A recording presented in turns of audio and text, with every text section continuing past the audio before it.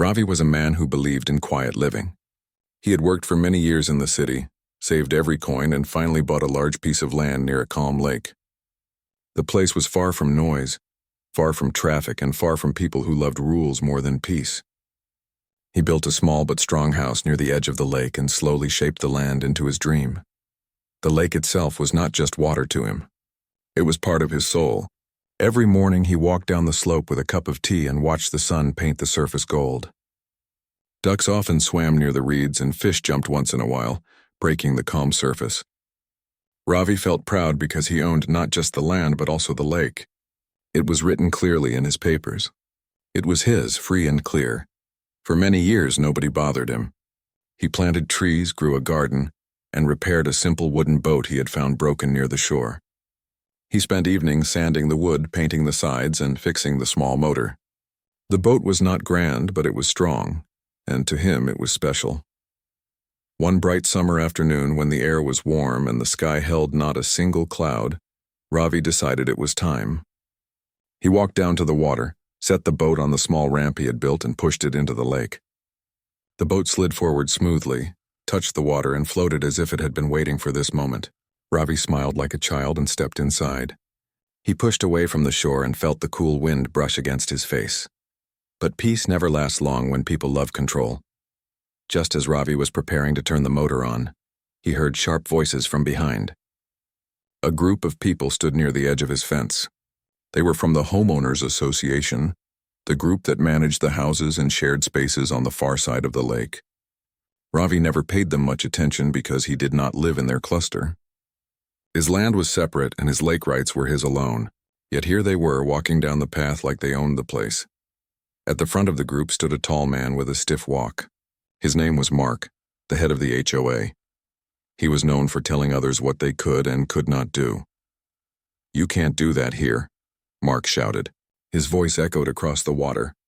Ravi turned the motor off and looked back calmly. "What do you mean?" Mark crossed his arms. "This lake is part of our community. If you want to launch a boat, you need permission. We have rules." Ravi laughed lightly, not in anger but in surprise. "This lake is not your community's property. It belongs to me. I bought it with this land. I have every paper to prove it." The group behind Mark started whispering. Some nodded with him, others just stared. But Mark was not the type to step back easily. He pointed a finger. "I don't care what you say. If you don't listen, we'll call the cops." Ravi stood still in his boat. His voice was calm and steady. "Call them if you wish. I'm not breaking any law." Mark pulled out his phone at once and began dialing. His friends smirked, sure that the police would scare Ravi. They had used this trick before on other neighbors who dared to go against their rules. Ravi, however, was not worried. He had prepared for this day. 10 minutes later, 2 police cars drove up the dusty path and stopped near the gate. The officers stepped out, straightened their belts, and walked toward the shore. The HOA members smiled with victory. They crossed their arms, whispering about how Ravi would soon learn a lesson. One officer, a middle-aged man with kind eyes, spoke first. "Sir, we got a call about someone launching a boat without permission. May I ask what is going on here?" Mark jumped in before Ravi could reply. "This man is breaking the rules. This lake is for the community, and he cannot just use it as if it belongs to him." The officer turned his head toward Ravi. "Is this true, sir? Do you have permission from the HOA?" Ravi stepped out of the boat and walked calmly to his small shed near the ramp. He opened a drawer, pulled out a folder, and handed it to the officer. "I do not need permission," he said softly. "Here are the deeds. This land and the lake are my private property. The HOA has no control here." The officer opened the papers carefully and read through them. His brow lifted as he saw the official seals and clear maps. The documents were real without doubt. He looked back at Ravi and gave a small nod. Mark's face began to turn red. The group behind him shuffled their feet, unsure what to say. The officer spoke clearly so everyone could hear. "This man owns the land and the lake. He is within his rights. You have no authority here." Ravi stood straight, his eyes calm. He had waited for this moment. The HOA had tried to push him before, but now the truth was open. What none of them knew was that Ravi held more power than just the lake. He had been waiting for the right time to show it, and that time had finally come. The air was heavy with silence after the officer's words. The HOA members who had arrived with Mark looked at one another, their smiles gone. Mark, however, refused to accept defeat so easily. He stepped closer, his voice sharp. There must be some mistake. This lake has always been used by our community. You cannot just claim it as your own. The officer kept the folder in his hand and shook his head. There is no mistake. The papers are clear. The land and the water fall under his name. The law does not allow you to control what is not yours. Ravi stood by the shore, quiet but firm. He did not need to shout. His calmness itself was a wall no one could break. He turned to Mark. You may enjoy walking near the lake, but enjoyment does not give ownership. This lake was sold to me many years ago, before your HOA was even formed. The HOA members shifted uneasily. A woman in the group whispered, If this is true, then what about our Marina? We collect fees for it every year. Her words hung in the air. Everyone knew about the Marina. It stood proudly on the far side of the lake, a place where residents docked their boats. The HOA often used it as proof of their control, demanding payments for slips and repairs. Ravi's eyes moved toward the distant dock. His lips curved slightly, not in anger, but in a secret smile. He knew something none of them did. He had been patient for years, but now that patience was about to show its reward, the officers, having done their duty, handed the folder back to Ravi. Sir, you have nothing to worry about. If they bother you again, let us know. For now, you are free to use your property. They nodded respectfully and returned to their cars. The sound of engines soon faded, leaving Ravi, the HOA, and the quiet lake. Mark's voice broke the silence again. This is not over. You cannot just do whatever you like. We will take this to court. Ravi looked at him with calm eyes. You may try. But before you do, ask yourself this. Do you really know what you own? Mark frowned. What do you mean? Ravi stepped closer, his voice steady. The marina you boast about, the one you collect fees from, sits on land connected to this lake. That land was part of my purchase too. I chose not to interfere all these years, but since you have forced me today, I will act. Gasps came from the group. The woman who had spoken earlier covered her mouth. That cannot be true, she whispered. Ravi turned, walked to his shed again, and brought out another folder. The pages inside were older, the ink slightly faded, but the seal still clear. He opened to a map, large and precise, showing the outline of his property. His finger traced the border slowly. Here is my land, Ravi explained. It stretches from this shore around the curve of the lake and ends at the very point where your marina stands. Not just the water, but the ground beneath the marina is mine. I allowed you to use it because I did not wish for trouble. But today you have brought trouble to my door. So now I will take what is mine. Mark's face turned pale. He grabbed the map, studied it, and shook his head in disbelief. This cannot be. We have managed that marina for years. Ravi's voice was low but sharp. Managing is not owning. Collecting fees does not make something yours. You have built your pride on what belongs to another. The group fell silent.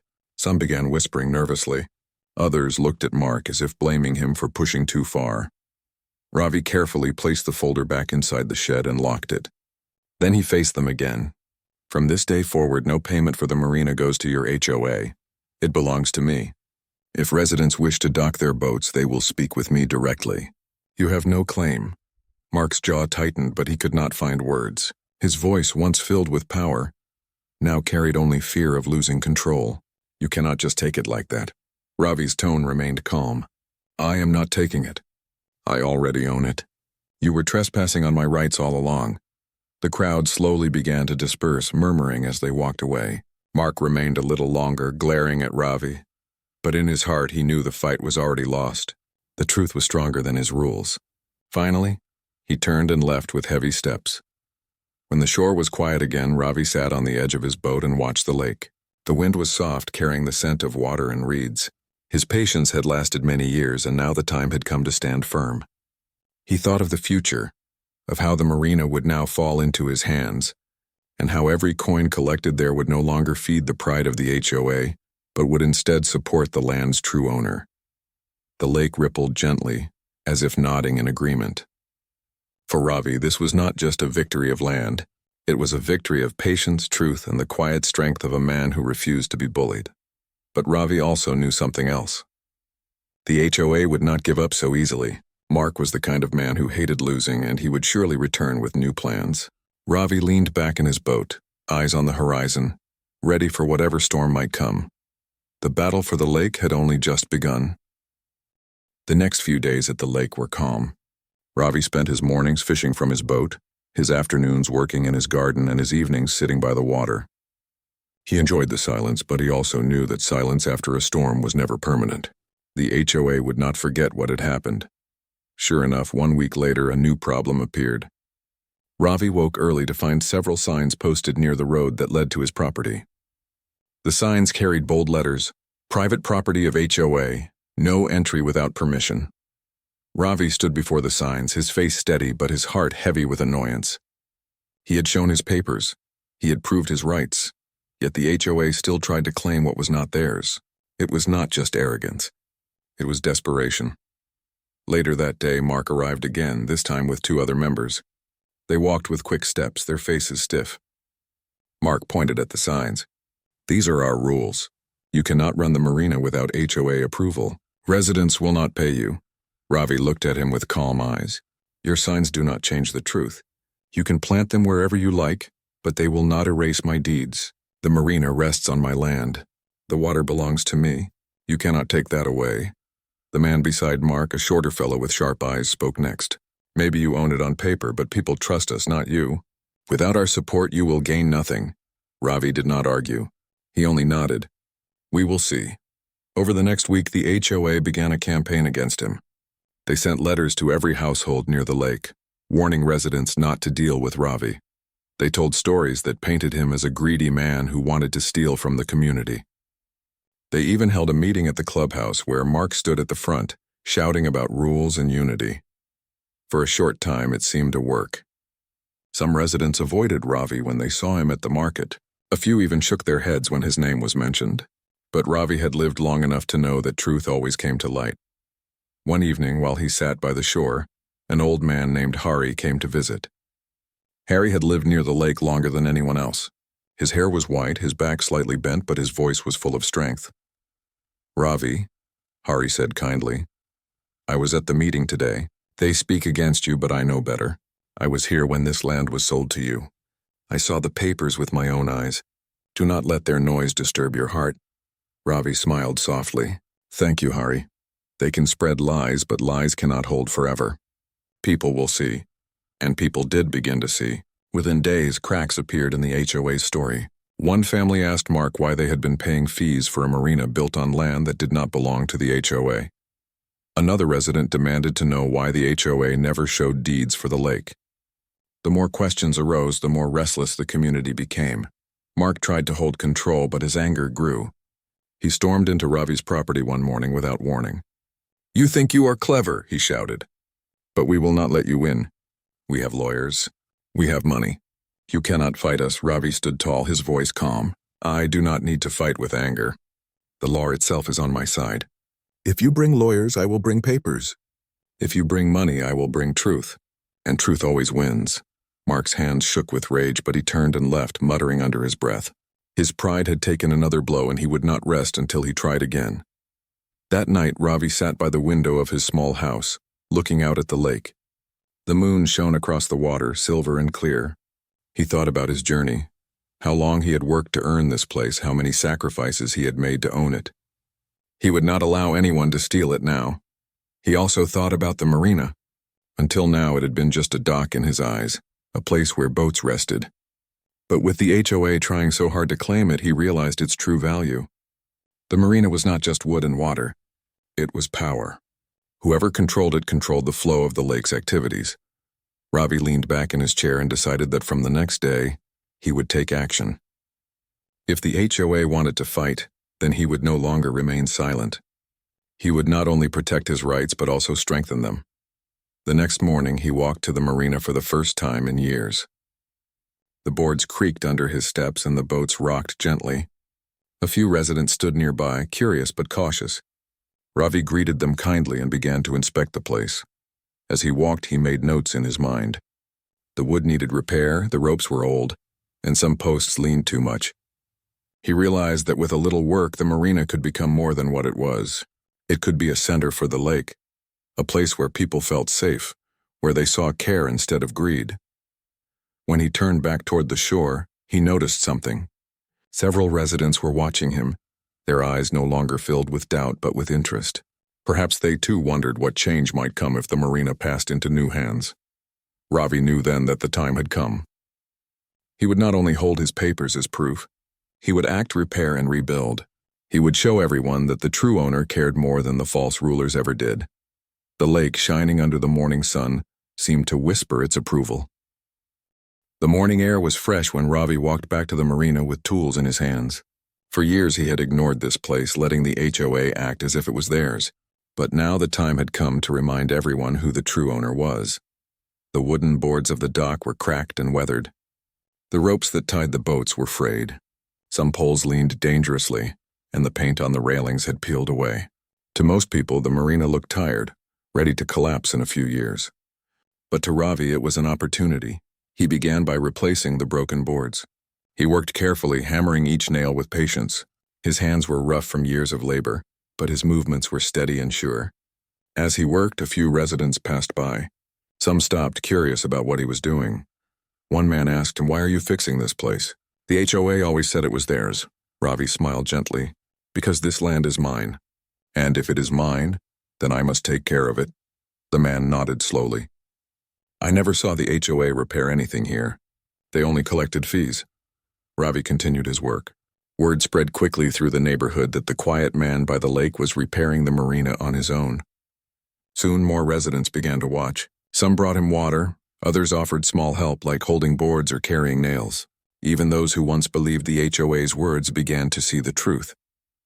By the end of the week, half of the dock had been replaced with strong, fresh wood. The railings shone with new paint and the ropes were thick and new. Boats that had once been tied loosely now rested firmly. The place already looked better than it had in years. But while Ravi built, the HOA plotted.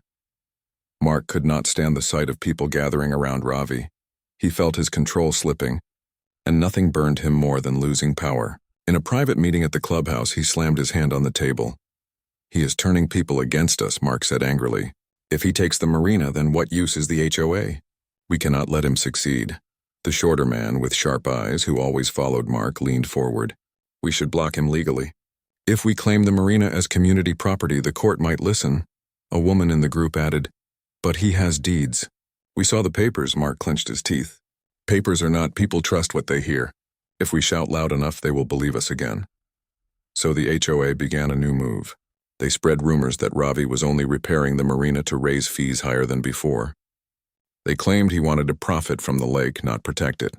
Flyers were left on doors filled with false warnings. But the residents had eyes. They saw Ravi working alone, sweating under the sun, asking for no money. They saw the marina slowly turn into a safe and beautiful place again. The lies of the HOA began to sound hollow. One evening, a family approached Ravi while he was painting the last section of the railing. The father spoke gently. "We want to thank you. For years we paid fees, but nothing improved. Now in just days you have done more than they ever did." Ravi nodded politely. "This place belongs to me, but I also know it serves all of you. If people wish to use the dock, I will ask for fair payment, but every coin will go into care and repair, not into pockets." The family smiled, and soon others joined in agreement. Step by step, trust shifted toward Ravi. But Mark was not done.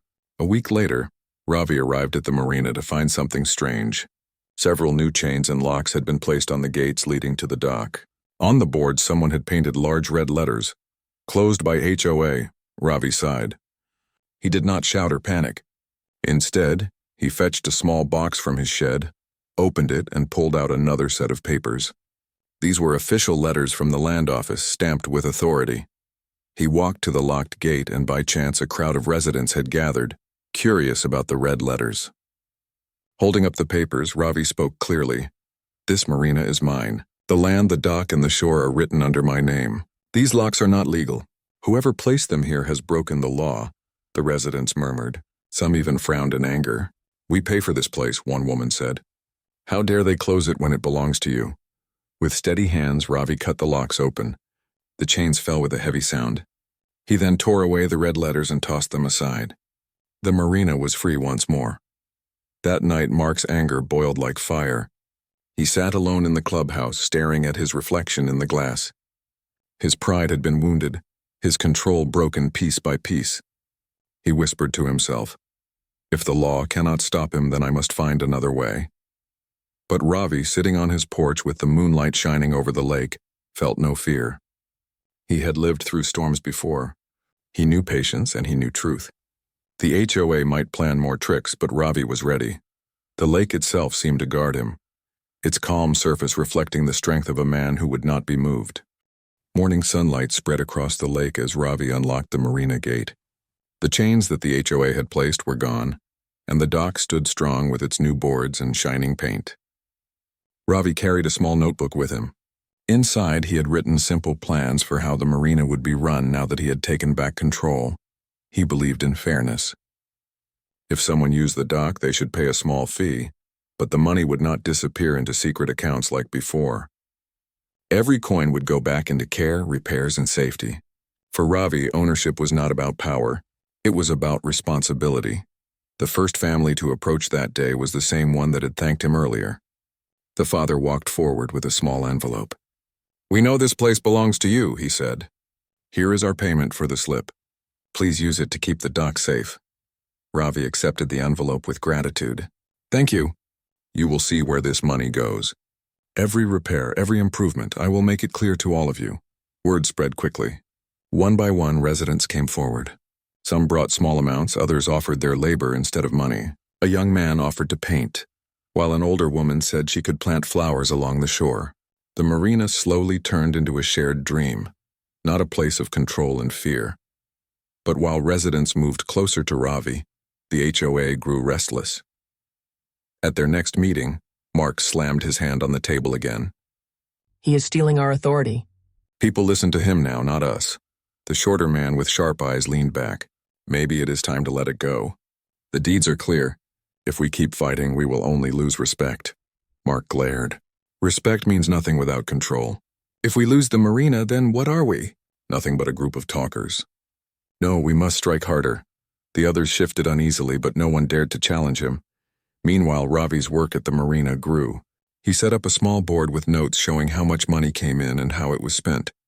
When a rope was replaced, the cost was written there. When new boards were purchased, the receipt was pinned to the board. Residents could see everything with their own eyes. This simple act changed everything. People who had once doubted him now trusted him deeply. "The HOA never showed us this," a man whispered to his neighbor. "For years we gave them money, but we never saw where it went. Ravi is different." One afternoon, a group of children ran across the dock, laughing and playing. Their parents watched from the shore, smiling. The Marina felt alive again, filled with joy instead of tension. Ravi, standing nearby, felt warmth in his heart.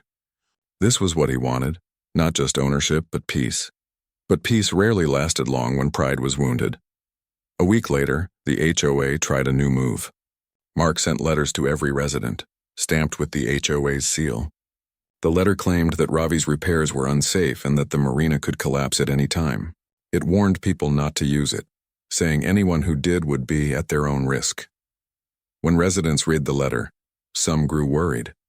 But instead of stepping away, they went straight to Ravi. "Is it true?" they asked. Ravi did not get angry. Instead, he invited them to walk with him along the dock. He showed them every new board, every rope, every repaired post. He even stamped his notebook with the receipts again and opened them for all to see. "Does this look unsafe?" he asked. The residents looked around. The wood was strong, the posts firm, the paint fresh. Not one crack showed weakness. Slowly, they shook their heads. "No," one man said. "This place is safer than ever." The letter backfired. Instead of turning people away, it made them more loyal to Ravi. One evening, Hari, the old man with white hair, walked to Ravi's porch. He sat down slowly, leaning on his cane. "I have lived near this lake all my life," Hari said. "I have seen many men come and go, each claiming to care for the community.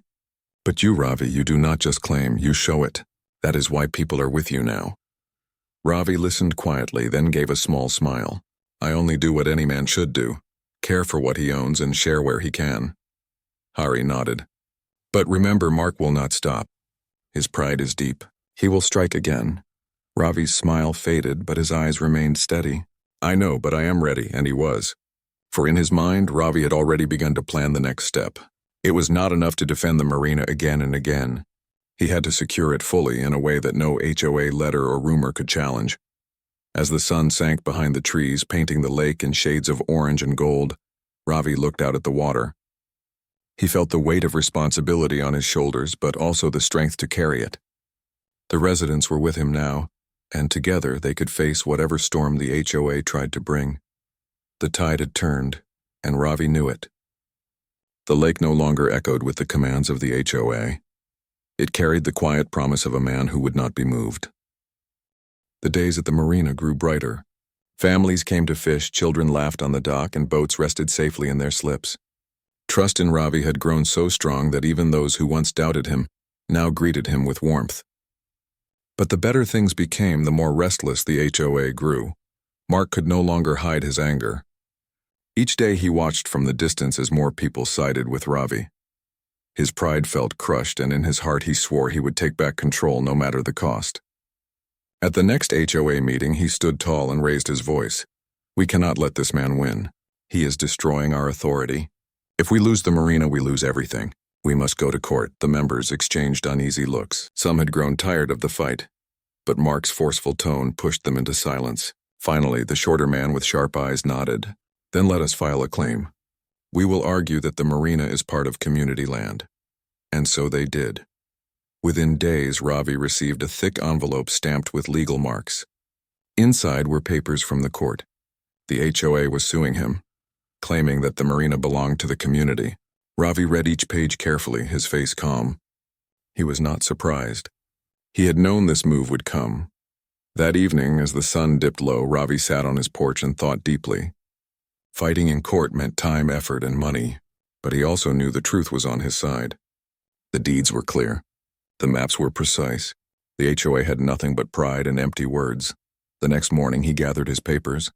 Not just the deeds to his land and lake, but also the older documents that showed how the marina was included in his purchase. He placed them neatly in a folder, then walked to the small town office where the clerk greeted him warmly. "Ravi," the clerk said, "I have heard about your trouble with the HOA. Do not worry. The records here will prove everything. We will send the court the copies directly." Ravi nodded. "Thank you. I only want what is fair." The day of the hearing arrived. The courtroom was small but filled with curious faces. Residents had come to watch, eager to see what would happen. On one side sat Mark with his lawyers, their suits sharp and their eyes cold. On the other side sat Ravi, alone but steady, his folder of papers resting on the table before him. The judge entered, and silence filled the room. The case began. Mark's lawyer spoke first, his words smooth and practiced. "Your Honor, this marina has been managed by the HOA for years. Residents have paid fees to maintain it. It has always been treated as community property. This man, Ravi, suddenly claims ownership, but his actions are nothing more than an attempt to seize control." Whispers moved through the crowd, but Ravi sat quietly waiting for his turn. The judge looked at him. "Do you have something to say in your defense?" Ravi stood holding his folder. His voice was calm, but each word carried weight. "Your Honor, I am not seizing control. I am protecting what I have owned for many years. The marina was sold to me with the land and the lake. The HOA has no rights here. They collected money for years without permission. I have the documents to prove it." He handed the folder to the judge. The judge opened it, studying the papers carefully. There were the maps with official seals, the deeds signed by past owners, and the clear line showing that the marina sat on Ravi's property. The courtroom was silent as the judge turned page after page. Finally, the judge raised his eyes. "These documents are clear. The marina belongs to Ravi. The HOA has no legal claim." Gasps filled the room. Some residents smiled. Others clapped softly before the bailiff called for order. Mark's face turned pale, his mouth opening but no words coming out. His lawyers shuffled their papers, knowing the case was lost. The judge's voice carried strong and final. "This case is dismissed. The marina and the lake are private property. Any attempt by the HOA to interfere again will be unlawful." Ravi bowed his head respectfully. "Thank you, Your Honor." When he stepped out of the courtroom, a crowd of residents gathered around him. They clapped his back, shook his hand, and spoke with gratitude. "You have done more than win for yourself," one man said. "You have freed all of us from years of unfair control." Ravi smiled softly. I only stood for what was right. Nothing more, but deep inside he knew it was more. He had not only protected his land, but also revealed the truth about the HOA. Their power was built on fear and false claims. Now their foundation was broken. That night, as he sat by the lake, the moon reflecting on the water, Ravi felt peace. Yet he also knew the story was not finished. The court had given him victory, but the HOA's pride was wounded. Mark would not disappear quietly. Ravi leaned back, listening to the gentle waves. Let them try again, he whispered to himself. The lake knows its owner. The battle seemed over, but in his heart, Ravi sensed one more storm was coming. The court case had ended, but the story was not over. Ravi had won in law, yet in his heart, he knew that peace in the community could only come if trust replaced fear. The people had seen the truth, but years of control from the HOA had left scars. Some still wondered if things would go back to the way they were before. Ravi decided that action spoke louder than words. The very next week, he called a meeting by the lake. He sent out notices to all the residents, not as an order, but as an invitation. The paper read simply, "Gather by the water. A new beginning awaits." On the day of the meeting, the sun shone bright. The lake sparkled and the dock stood firm. One by one, families arrived. Some came with curiosity, some with doubt, and many with quiet hope. Children ran to the shore, excited to see what was happening. When the crowd had gathered, Ravi stood on the deck of the Marina. He did not raise his voice like Mark once did. Instead, he spoke slowly and clearly. "This lake and marina are mine by law. The judge has spoken and the documents are clear. But I am not here to boast. I am here to share. This water is not only my home, it is also your joy. I wish for everyone to use it with respect. That is why I will open the marina to all residents. No forced fees, no threats, only fair use and trust." The people listened in silence, then clapped loudly. The sound echoed across the water. For many, it was the first time in years they felt free from hidden rules. After the clapping faded, Ravi added, "If someone wishes to help maintain the docks or keep the lake clean, they may do so freely, but no one will ever be forced again. This is not about control. This is about community." Cheers rose and faces filled with smiles. It was a moment that broke the last chains of fear, but not everyone clapped. At the edge of the crowd, Mark stood with his arms crossed. His pride still burned, though his voice was no longer strong. He tried one last time to speak. "This is not fair," he said sharply. "Without order, people will destroy this place. You will regret this decision." The crowd turned toward him, but instead of fear, they showed anger. One woman spoke loudly. "We regret listening to you for so long. You took our money and gave us nothing. Ravi has already done more in months than you did in years." Others joined, their voices clear. "You failed us, Mark. It is time to step down." For the first time, Mark's power vanished completely. His own neighbors no longer stood with him. He lowered his eyes and walked away in silence. His shadow fell across the ground, but his control over the community was gone forever. Ravi did not smile at Mark's fall. Instead, he watched him go with calm eyes. He knew pride was a heavy burden, and perhaps one day Mark would learn to live without it. The next weeks brought change. The marina became a place of joy. Boats moved in and out with laughter. Children played by the docks, dipping their toes into the cool water. Families gathered for picnics under the shade of trees. Ravi set up a small signboard that read, "Welcome to the lake. Respect the water, respect each other." People began to volunteer without being asked. One man painted the fences, another repaired fishing benches, and families planted flowers near the pathways. No one demanded payment. They worked because they cared. The marina was no longer a symbol of control, but of unity. One evening, as the sun set golden across the horizon, Ravi sat by the water. His boat floated gently, tied to the dock. A group of children waved at him as they paddled by. A woman approached and handed him a basket of fresh bread. "Thank you, Ravi," she said kindly. "You gave us back more than a lake. You gave us freedom." Ravi smiled. "I only did what was right. The lake belongs to me in law, but its beauty belongs to all." The community grew stronger each day. Where there was once fear of the HOA, now there was friendship. Where there was once division, now there was harmony. The story of the HOA's fall became a lesson told again and again. People said with pride, "We stood with Ravi and together we found peace." As the seasons turned, the marina stood as a bright heart of the town. Visitors came from nearby places, amazed at how well it was cared for. They asked, "Who manages this place?"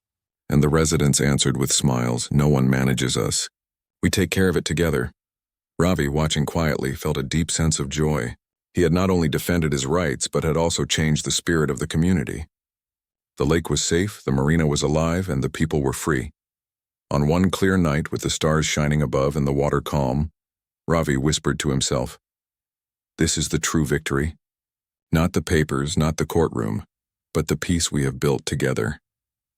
The battle with the HOA had ended. A new story had begun, and in that story the lake was not just water. It was a mirror of freedom, reflecting the strength of one man's courage and the power of a united community.